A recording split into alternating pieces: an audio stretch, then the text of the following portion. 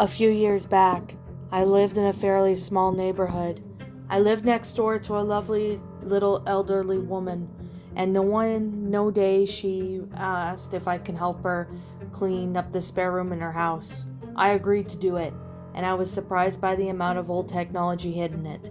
Old toys, a child's computer, you name it, it was there. What truly caught my eye, though, was a box of VHS tapes labeled PBS.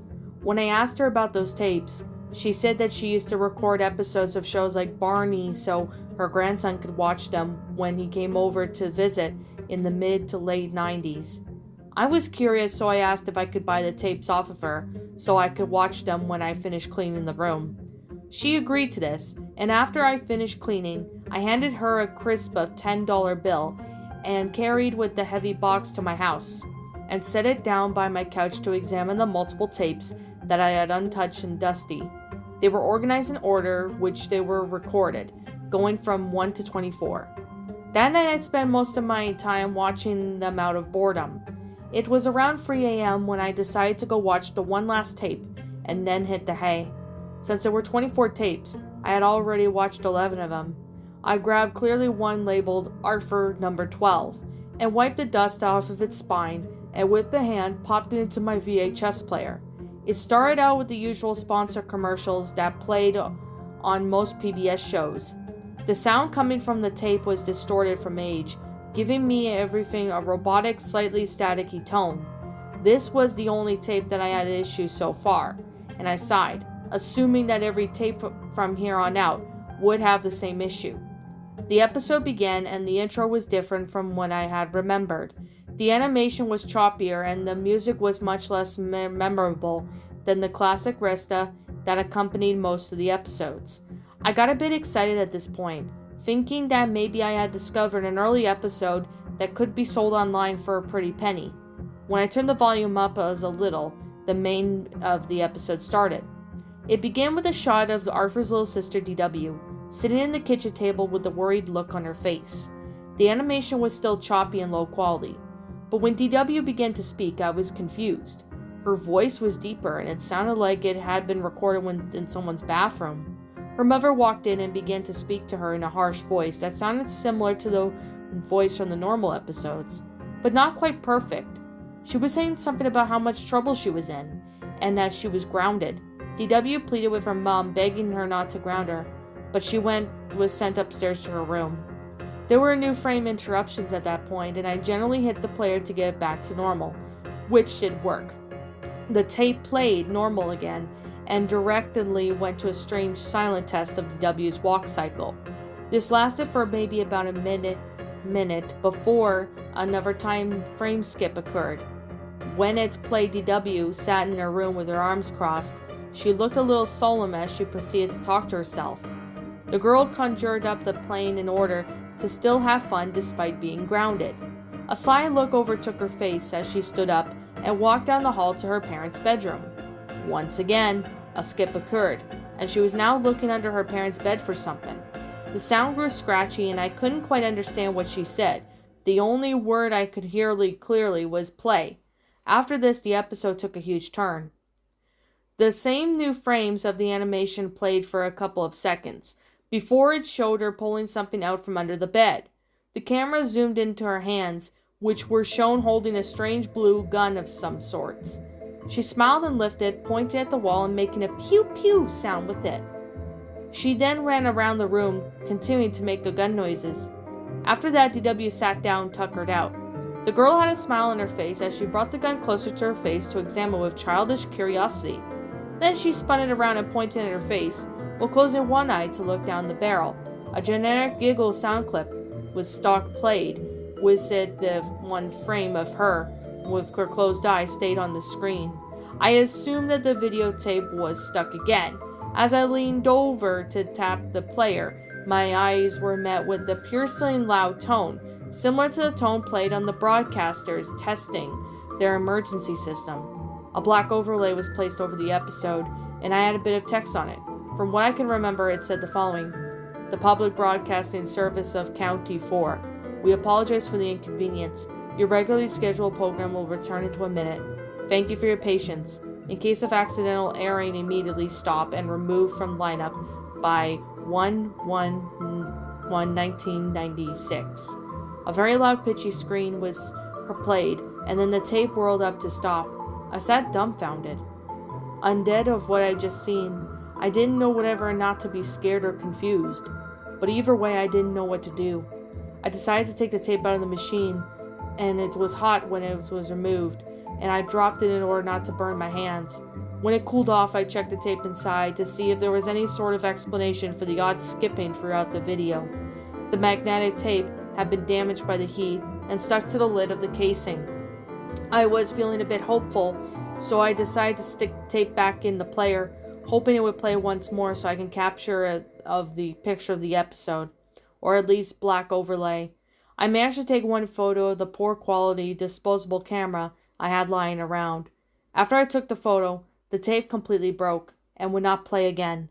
I threw it anyway, and that night when I tossed and turned, wondering about the story behind the tape I had just watched. The next day, I spent most of my day Googling every detail I remember about it, and there was only one website that had any information at all. It was a virus laden of an old forum that was closing down within a week. One of the old discussions was about an episode I'd seen. The creator of the thread said he had stated the way they saw was broadcast as a child, and it had stuck with them for years and years. According to the multiple users in the thread, the best explanation for what they had seen was possible animation tests to see at least a year before the final show began to air. The intro and voices were placeholders, and the plot might have been about gun safety. PBS did not like the graphic nature of this plot, so they only used it for a test animation that accidentally aired on Friday morning of January of 1996. It should have been destroyed by the 1st of January, but it didn't happen, either by accident or on purpose. And that, my pretties, was Arthur 12. A Arthur lost episode creepypasta written by SidewalkSurfboard. My final thoughts on this story? Well, I thought it was a really good story. Like, it has a really good concept and stuff. You know, basically, this is a episode of Arthur that was pretty much, was like maybe a pilot episode of the entire series, and it was about gun safety, but PBS kids did not like that graphic, so this was only used as a test animation, and that it was accidentally aired. That is actually quite believable. I can actually visualize that being believable, because I know if you've watched Arthur, I know they have tackled, serious subject matters in the past, like the 9/11 incident. I remember they did an episode regarding that.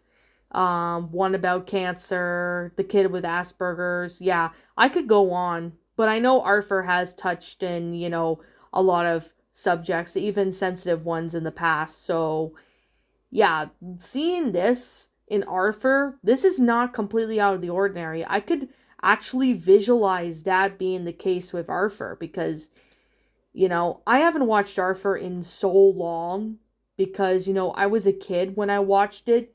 It's actually quite interesting, and I personally really enjoyed the concept of it. It's a really interesting string plot. I mean, it's a little cliched, yes, but I still thought it was really enjoyable and well made.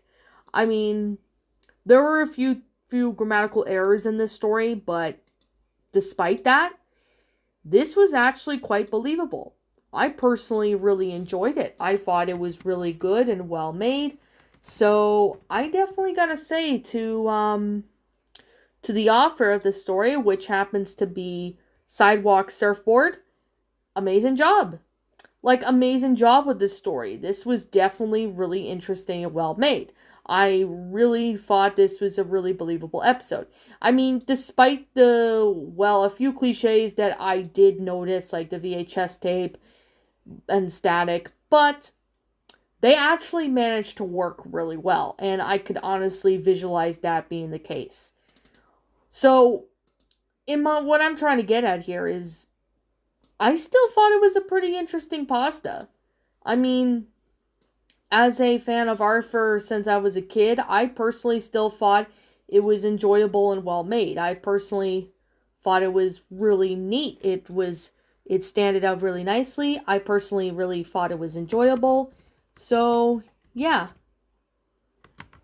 With that being said, and that being the case, yeah.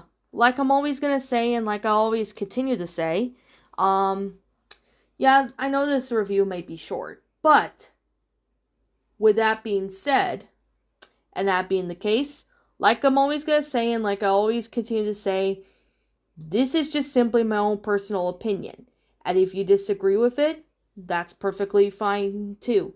We're all entitled to our own opinions regards to these stories. This is simply my own personal thoughts. Now, I'm going to give this story a 10 out of 10. Well, not even a 10 out of 10. Actually, scratch that. I'm going to give this one a 9 out of 10. It's a good story, but despite the cliches, but I personally thought it was really well made in the detail, which I personally really thought it's really believable. I personally really like it. I thought it was a really well made story. So, with that being the case and with that being said, I'll definitely link this story in description so you guys can go find that and see it if you want to go check it out. So with that being the case and with that being said, what did you guys personally think of this story? Did you all enjoy it? Did you all not? Also, what would you have done personally to help make this story a lot better? Feel free to let me know what your thoughts are down in the comments section down below. I'm the Lion Queen. Thank you so much for watching today's video, and if you enjoyed this channel, be sure to leave a like, comment, and subscribe if you're new. Ring the bell for notifications to when I upload, so that way you guys will not miss an upload. And as always, if you guys want to go follow me on Twitter, link to my Twitter account will be in the About page section, so you guys can go follow me on there. If you guys want to go follow me on DeviantArt, link to my DeviantArt will be in the About page section, so you guys can go follow me on there. And as always, if you guys want to go subscribe to my backup channel, known as Ms. Dark Shigo, link to that will also be in the About page section, so you guys can go follow me on there. So if I'm missing something about this episode or story I've not talked about, let me know what it is in the comment section below. And as always, I'll be seeing you guys all in the next video. Peace out, and like always, roll the outro because I'm out. What's up, my pretties? It's the Lion Queen here. I want to appreciate you all for tuning into this video. And I do appreciate you guys supporting my video by giving this video likes and stuff. If you really enjoyed this video, be sure to leave a like, comment and subscribe if you're new, ring the bell for notifications to when I upload so that way you guys will get updated for whenever I upload. If you want to follow me on Twitter or DeviantArt, feel free to leave a follow on those if you are interested in following me on those socials. If you want to support my backup channel, known as Ms. Dark Shigo, feel free to subscribe to it, as a link to that will also be in the About page section. And with that being said, and that being the case, thank you so much for watching, my pretties, and as always, stay pretty.